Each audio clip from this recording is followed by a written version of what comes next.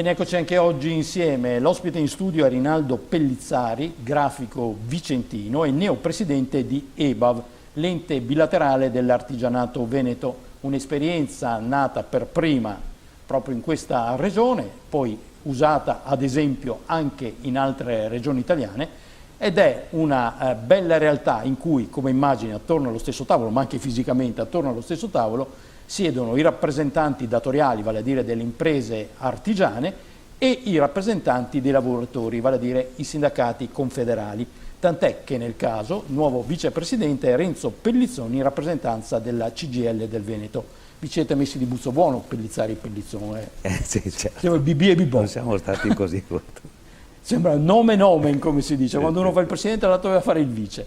Detto ciò, invece, con il nostro ospite, che devo dire peraltro è una persona molto simpatica, parliamo un pochino di quello che attende EBAV da qua al 2020, perché voi sarete anche il nuovo organismo dirigente in qualche maniera del rinnovamento, perché nel 2020 EBAV andrà a scadenza statutaria, quindi bisognerà ripensarlo, rinnovarlo. L'esperienza sicuramente proseguirà, perché è un'esperienza che ha portato solo bene al settore e alle relazioni anche fra le parti. Bisognerà vedere come, insomma, adeguandolo alle normative di legge. Ma da qui al 2020, dopo quasi una trentina d'anni di attività. Ecco, intanto ringrazio anche per la presentazione estremamente corretta.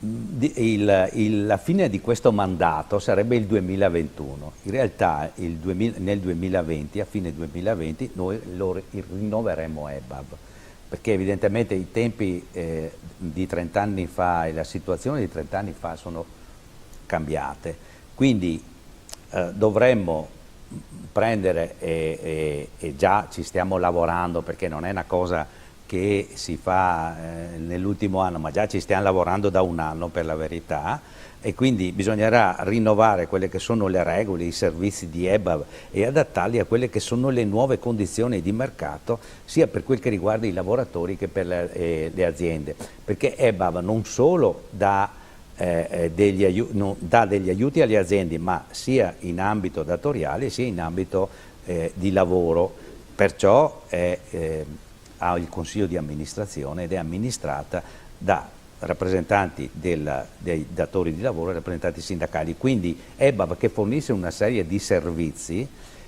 tanto per capirsi, nel 2017 sono stati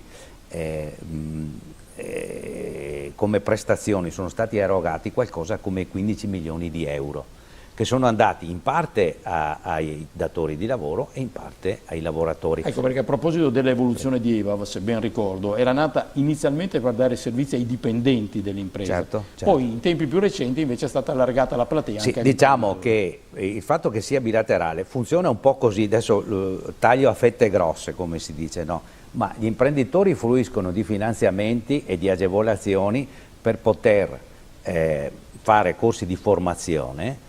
Poi parliamo anche di un'altra cosa che Stelluto conosce bene, e così capite anche meglio. Allora, per le aziende vuol dire crescere come azienda in termini di formazione, di fiere e tutte queste robe qua. Mentre per i lavoratori vuol dire avere una serie di servizi.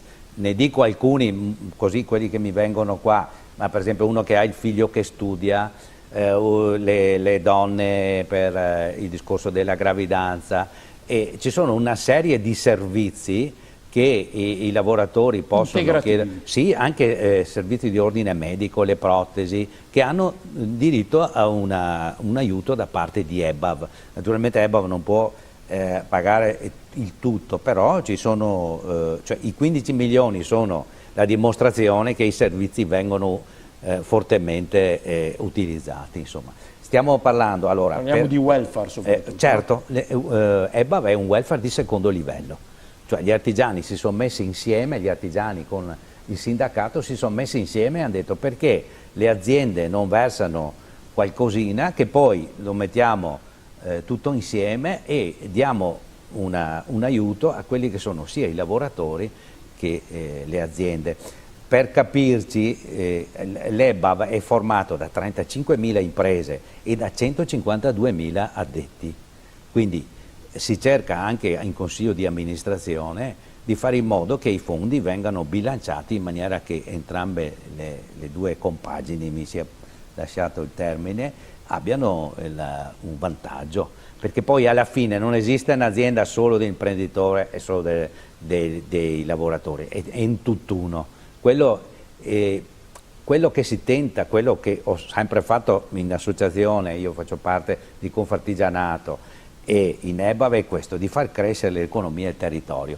Quello che andremo poi a parlare sulla convenzione che è stata fatta con la Regione Veneto ha proprio questo. Ecco, adesso ci arriviamo. Prego. Ancora una domanda era, adesso le cose dal punto di vista economico vanno meglio o meno peggio, a seconda di come le si vuole vedere. Certo. Ma è per dire, in momenti di maggiore crisi siete intervenuti anche come sostegno al reddito? Come EBAV? Certo, noi abbiamo degli servizi che sono di sostegno al reddito. Allora, mi permetta di anticipare quello che poi sicuramente mi chiederà. Che è questa convenzione, quella sì, che esatto. ci tiene... No, non è questo, è che voglio dire questo. È stata firmata questa convenzione, no, fra, con la Regione con e la le Camere Regione, di esatto. Commercio. Però, che è una forma di sostegno all'internazionalizzazione. Ma EBAV negli ultimi 2 anni e mezzo su questo argomento aveva già stanziato 1.600.000 euro, perché noi abbiamo... Per permettere agli imprenditori artigiani di aprirsi al nuovo mercato. Esatto, certo. Cioè c'era già questo servizio,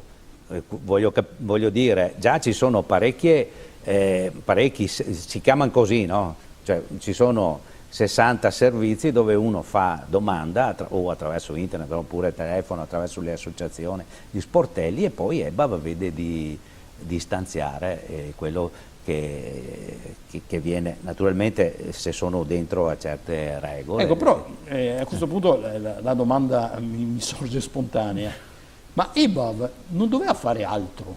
Cioè, ho capito che è l'evoluzione del rapporto, la promozione verso l'estero, non sono già in troppi che si candidano a farlo? Beh, allora, capiamo, a parte che è sempre poco, No, mi certo, permetta di dirlo, io sono un imprenditore, posso dirlo, no? Ecco, nel senso, mi è sempre poco. All'imprenditore dirigente Comunque, di categoria. teniamo conto di questo, che EBAV è un ente che è specifico per le associazioni artigiane, tant'è che dentro ci sono, come associazioni imprenditoriali, non ci sono gli industriali, no? Anche se con gli amici industriali si lavora, certo, questo è fuori discussione, no? Ma ci sono le associazioni di categoria dell'artigianato, che sono Confartigianato, CNA e Casa Artigiani, e poi naturalmente 3 organizzazioni CGL, sono per tutti, ma comunque sono le organizzazioni e i rappresentanti dell'organizzazione che seguono l'artigianato. Quindi noi aiutiamo, facciamo un welfare di secondo livello per le aziende artigiane. No, certo, ma è che così, insomma, voglio dire, E poi, avendo un minimo di carriera giornalistica alle spalle, voglio dire, non so quante volte abbiamo presentato iniziative a favore dell'export artigiano, per la piccola e media impresa. Per questo mi meravigliava un po' che anche EBAV si cimentasse su questo, perché mi pareva già un settore coperto. Ecco, guardi, capisco la domanda, perché quando abbiamo firmato questo accordo in Regione, e anche qualcuno dei presenti, che naturalmente non era un addetto ai lavori, però il fatto del 1,6 milioni che noi già, ma negli ultimi 2 anni vuol dire che anche gli anni prima, perché c'è sempre stato, è chiaro che si va sempre di più, no? Con l'Europa poi è esplosa sta roba qua, evidentemente, no? Però EBAV fa anche questo, perché lei si pensi, tanto per capire la formazione che fa nelle aziende. Io non sono un edile, sono un grafico, l'ha detto peraltro, no? Allora, gli edili devono ogni anno fare una serie di corsi, non so, per mettere sulle impalcature e tutte quelle robe, che devono sempre continuare a aggiornarsi. E se loro non hanno gli elettricisti, no? Se loro non hanno il certificato, tutte queste robe qua, non possono continuare il lavoro. Ecco, EBAV finanzia questi corsi perché costano. La sicurezza. Questa convenzione che avete firmato con Regione Veneto e Camera di Commercio è stata definito un accordo storico. Perché? Perché è stato fatto un accordo. C'è sempre un po' di enfasi. Lei è giornalista, sa meglio di me. Vabbè, ma comunque è anche bene che sia così, no? Perché in realtà la Regione Veneto metteva un certo numero di denaro di finanziamento e se lo gestiva lei, cioè aveva i suoi uffici. L'associazione, la EBAV, metteva i suoi e se li gestiva lei. In realtà cosa succedeva? Che poteva succedere che la stessa azienda oppure si sovrapponessero i progetti. Certo. Ecco, adesso mettendo la cosa insieme, e io spero che non sia mica, lo facciamo già con la Regione, perché con la Regione la formazione, soprattutto degli studenti, si fa già anche con EBAB.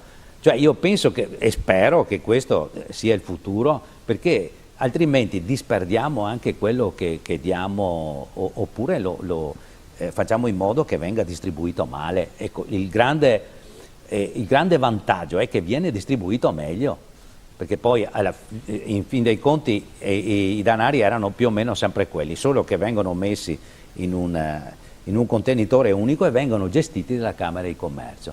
Ecco, beh, questo è. Grazie. Lui è Rinaldo Pellizzari, neopresidente di EBAB, ente bilaterale dell'artigianato veneto. Dopo una settimana dall'elezione ha già potuto firmare questo importante accordo raggiunto appunto con la Regione e le Camere di Commercio. Interessante il programma promozionale per le piccole imprese artigiane del Veneto. Intanto lo ringraziamo, gli auguriamo buon lavoro. Grazie. E niente, noi ci vediamo alla prossima. Grazie. Ci si vede.